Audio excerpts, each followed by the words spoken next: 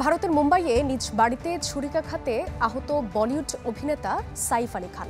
অস্ত্রোপচার করে শরীরে গেঁথে থাকা ছুরির অংশ বের করেছেন চিকিৎসকরা। বর্তমানে আইসিইউতে রাখা হয়েছে সাইফকে। হামলার ঘটনায় কোনো গুজব না ছড়াতে গণমাধ্যম ও ভক্তদের অনুরোধ জানিয়েছেন তারকার স্ত্রী কারিনা কাপুর খান।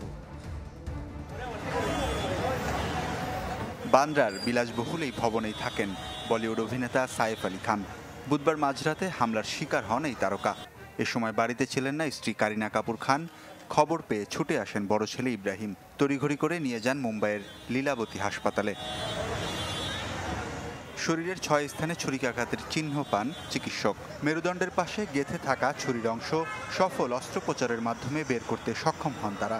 এছাড়া ঘাড় ও হাতে করা হয়েছে প্লাস্টিক সার্জারি। বর্তমানে নিবিড় পর্যবেক্ষণে রয়েছেন Saif. Surgery was performed to remove the knife and also repair the leaking spinal fluid.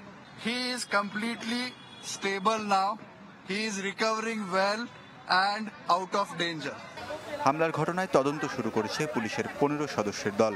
প্রাথমিক তদন্তে বাড়ির সিসিটিভি ফুটেজ খতিয়ে দেখেছে তারা, যেখানে হামলার 2 ঘন্টা আগ পর্যন্ত নতুন কাউকে বাড়িতে ঢুকতে দেখা যায়নি। ধারণা করা হচ্ছে দুপুরেই বাড়িতে ঢুকে অবস্থান নিয়েছিল হামলাকারী। জিজ্ঞাসাবাদের জন্য আটক করা হয়েছে বাড়ির কয়েকজন কর্মচারীকে। বর্তমানে নিরাপদে আছেন সাইফের পরিবারের সদস্যরা। গণমাধ্যম ও ভক্তদের ধৈর্য ধরার আহ্বান জানিয়ে কোনো গুজব না ছড়ানোর অনুরোধ জানান সাইফের স্ত্রী কারিনা কাপুর খান। ওয়ালিউল্লাহ ফারুক, চ্যানেল 24।